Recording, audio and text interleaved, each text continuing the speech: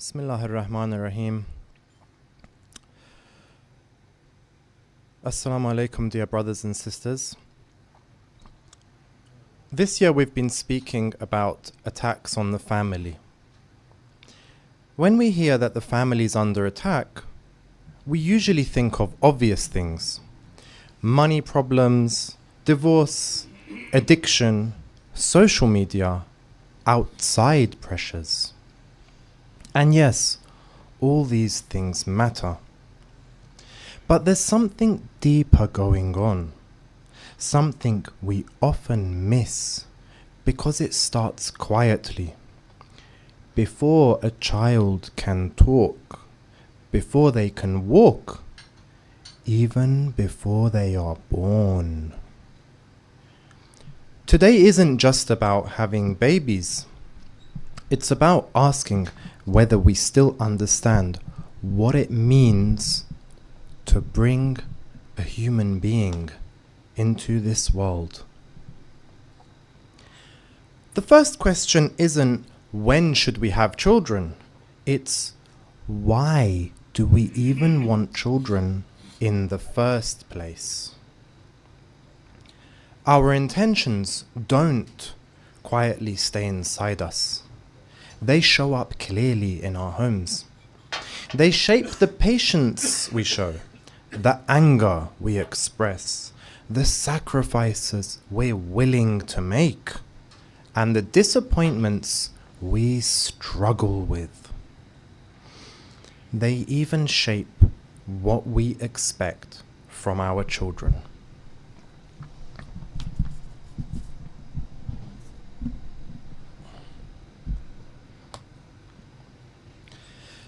Some people have children just to escape the constant pressure from others. Why haven't you had children yet? Is something wrong? Are you infertile? They got married after you and they already have two. The couple stops asking, "Are we ready?" and starts asking, "How do we stop people talking?" But when the questions disappear, the child remains. A baby should not be born just to stop people from talking. Sometimes we have children because we feel left behind. But parenthood is not a competition, and a child isn't proof that we have finally caught up. If comparison is the sickness, having a child won't cure it. It just gives us one more thing to compare: their grades, their behavior, their achievements. Some people think a baby can fix their marriage, that it will hold them together like glue. But a child isn't glue. If two adults cannot speak kindly, forgive, control their anger, or serve each other, a baby will not fix that tension. They will breathe it. Others have children because they love the idea of a cuddly baby to dress up and adore. But a child isn't entertainment, a hobby, or a doll. That cute baby becomes a toddler, then a child, then a teenager, with opinions, questions, needs, and a soul. If we only want the sweetness, what happens when a child cries, argues, struggles, disappoints us, or needs us in ways we never imagined?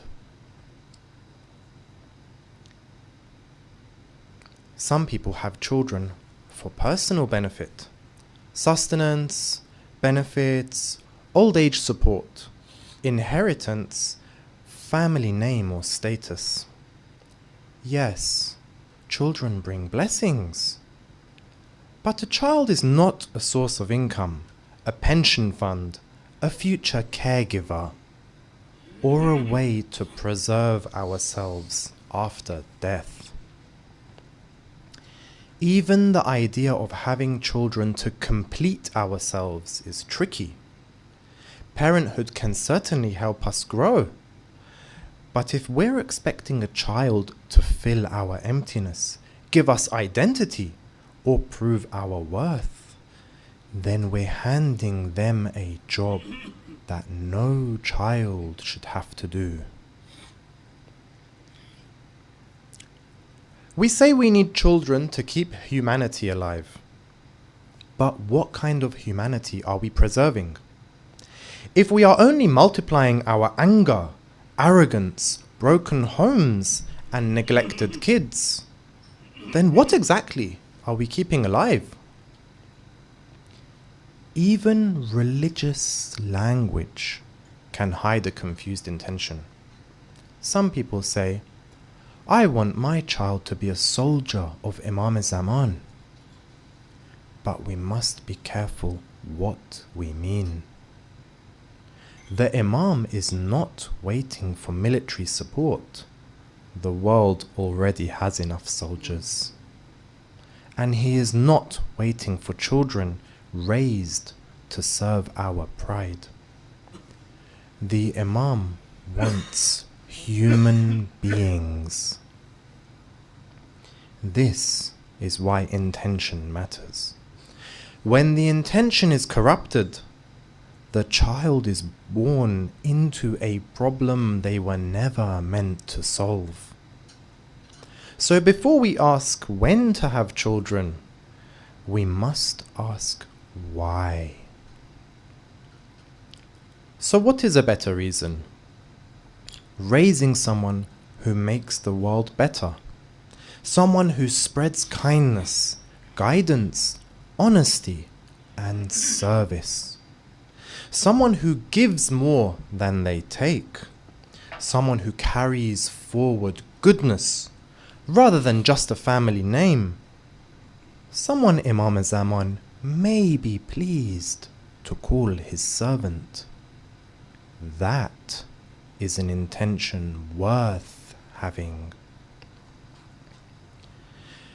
Now let's speak to the wider family and community. One of the most dangerous attacks comes from people who think they are helping.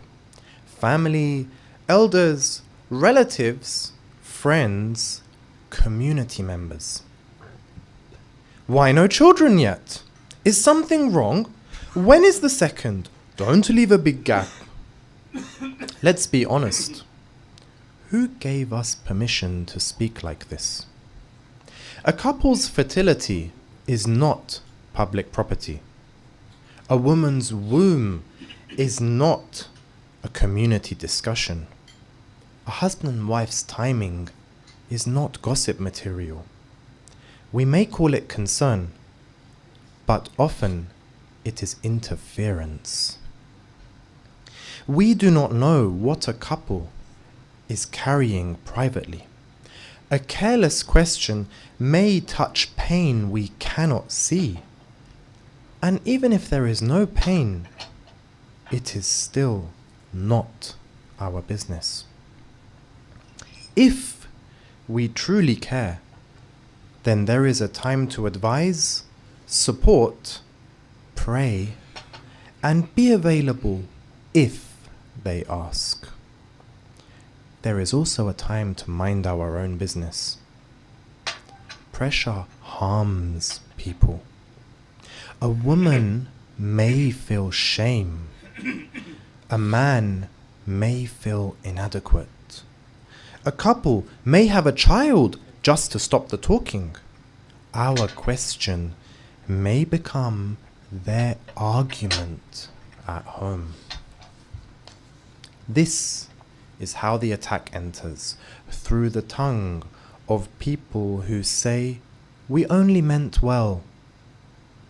But meaning well is not enough when our words leave damage behind. But there is another side. If one attack is pressure, another attack is delay. Society teaches us that children are the end of freedom, travel, fun, ambition, identity, and ease. So people say, we want to enjoy life first. But we should ask, what kind of enjoyment are we protecting? Does freedom mean no one depends on us? Does success mean building a career, but never building a home? Does identity mean keeping ourselves exactly the same as we were, never changed by love, service, or responsibility? The world tells us to travel more, buy more, experience more, post more, delay responsibility, keep every option open. Then children are presented as the great interruption. They interrupt sleep, careers, holidays, and comfort. But not every interruption is an enemy. Some interruptions save us from ourselves.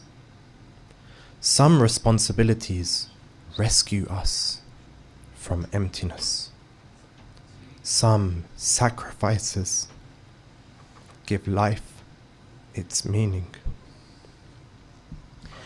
A meaningful life is not a life with no responsibility. It is a life where our responsibilities are worthy of us. And what responsibility is greater than raising a human being? The attack is when sacrifice is made to look foolish, when comfort is made to look like wisdom, and when we are not ready really means we do not want our comfort touched. We must also be honest about time. The body does not wait forever. Energy does not wait forever. Fertility does not wait forever. Pregnancy, recovery, and raising children do not become easier simply because we delayed them. We should not panic because of age, but we should not pretend that age has no effect. So we must ask honestly, why are we waiting? Is it wisdom or fear? Is it preparation or comfort?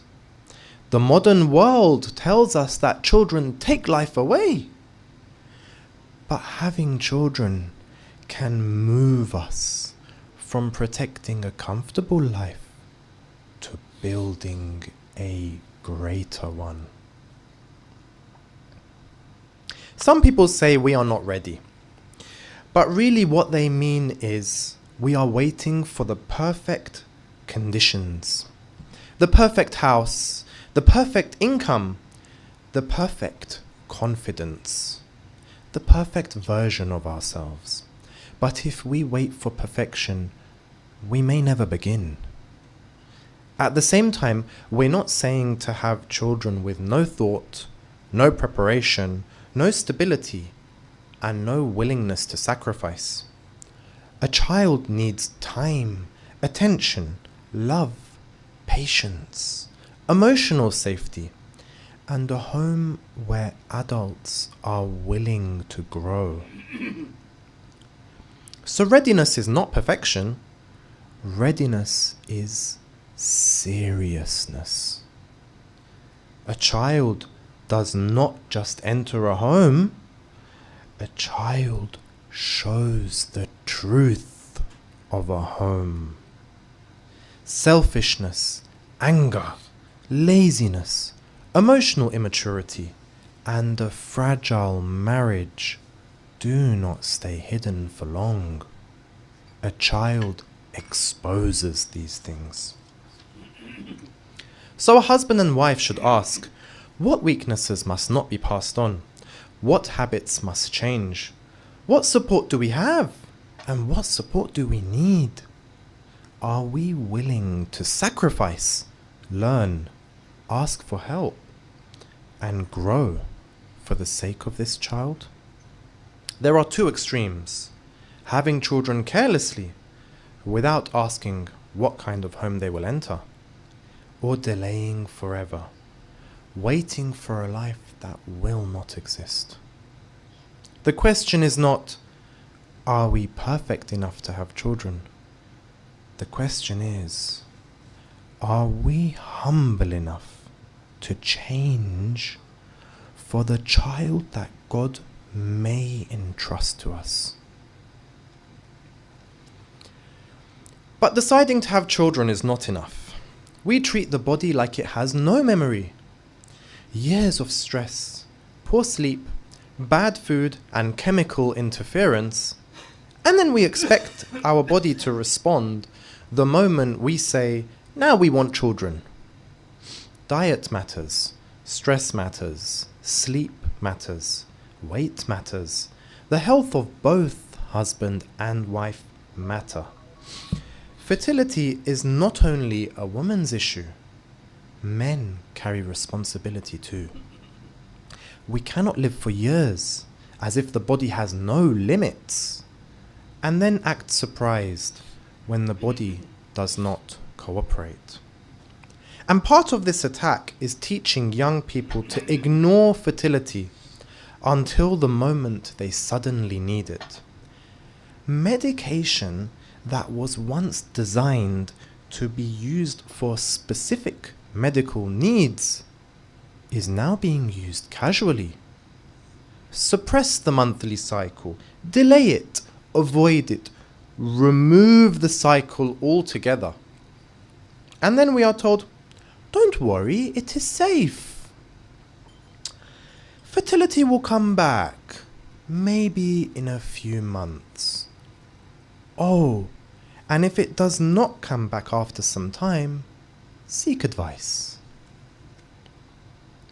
Why have we become comfortable interfering with reproductive systems that deserve more respect, while assuming modern medicine can always fix things later? The future family may be affected by choices made years before anyone says we are ready for children. Once pregnancy begins, the attack changes. Everyone is excited. The baby's name, clothes, room, plans, all of it becomes special. But the mother is still expected to carry the home, the work, the guests, and the discomfort. And when she struggles, we ask, "Why are you tired?" Let us think properly. Pregnancy is beautiful and powerful, but it is not ordinary life. The body is under immense demand. As pregnancy progresses, movement becomes harder, sleep becomes harder, breathing can become harder. Energy drops, fear of birth can grow. She is carrying and building another human being day and night without pause. So how can the house demand the same from her? How can the family dismiss her exhaustion with, "Women have always done it"? That is not strength. That is neglect dressed up as normal life. Pregnancy does not make her useless, but it does not mean she is carrying nothing. So what does that mean? It means the husband must adjust. The home must adjust. The wider family must adjust. Less stress, fewer demands, more help with meals, housework, rest, and protection from unnecessary guests or pressure. Do not make her carry everyone while she is carrying the child. Because if the mother is carrying the child, the family must carry the mother. We say the baby takes 9 months to arrive. Maybe we have been given 9 months to sort ourselves out. 9 months to calm the home. 9 months to learn what birth requires. 9 months to prepare for recovery, breastfeeding, sleepless nights, and a new life entering the house. And this cannot be left to the mother alone. Yes, she must do what she reasonably can. Nourish herself, rest where possible, protect her body, build her strength, and prepare for birth. But the family must prepare too. Do not tell her to eat well while making good food difficult. Do not tell her to rest while leaving every burden on her. Do not tell her to stay calm while filling the home with stress. Do not tell her to prepare for birth while giving her no time, no help, and no support. This is not about perfection. Some pregnancies are hard even when everyone does their best. But there is a difference between hardship and neglect. There is a difference between what could not be helped and what nobody bothered to help with. We can plan a wedding down to the napkin color, but we can plan a wedding down to the napkin color, but we cannot plan how the mother will rest, eat, recover, and be protected. So planning should begin early. The family should ask, how will she eat? How will she rest? Who will reduce her load? Who will protect her peace? What needs to change in this house before the baby arrives? Because pregnancy is not just a countdown to the baby. It is a merciful warning to the family. Get ready. Salawat ala Muhammad wa ala Muhammad.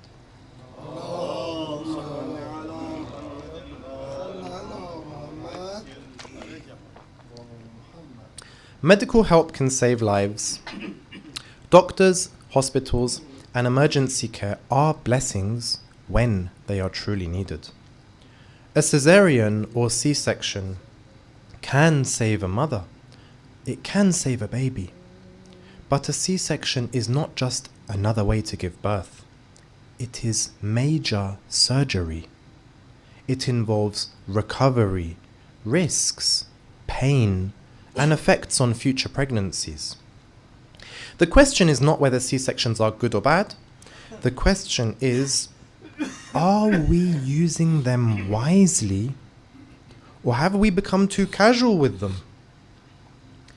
Many families enter birth almost completely unprepared.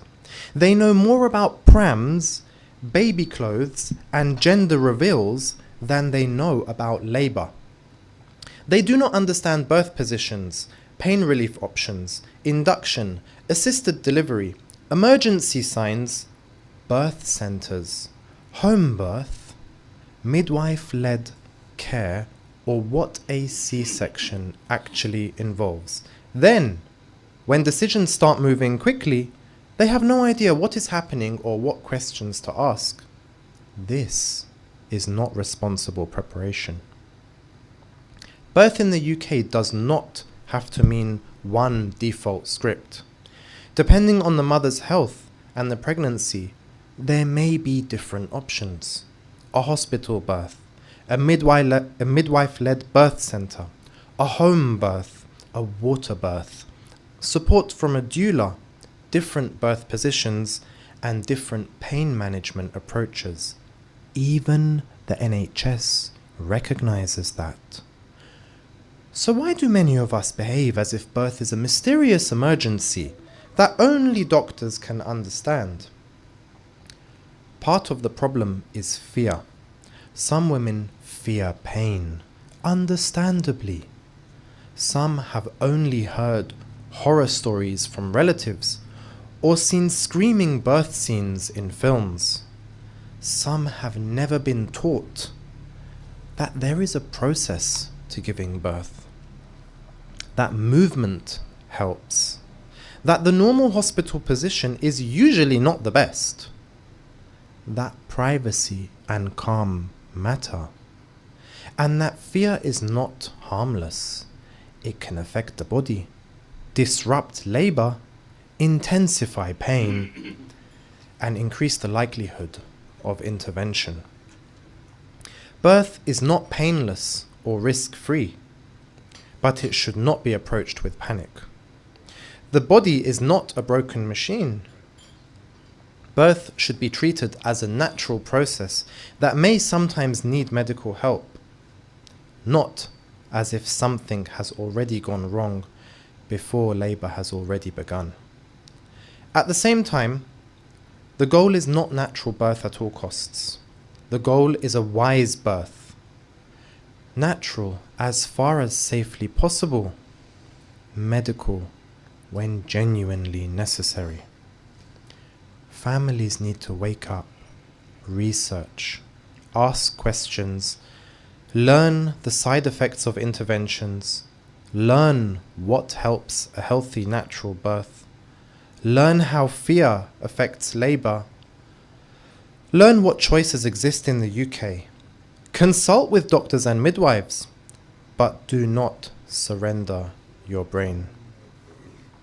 The mother should not enter birth uninformed. The husband should not stand there like furniture.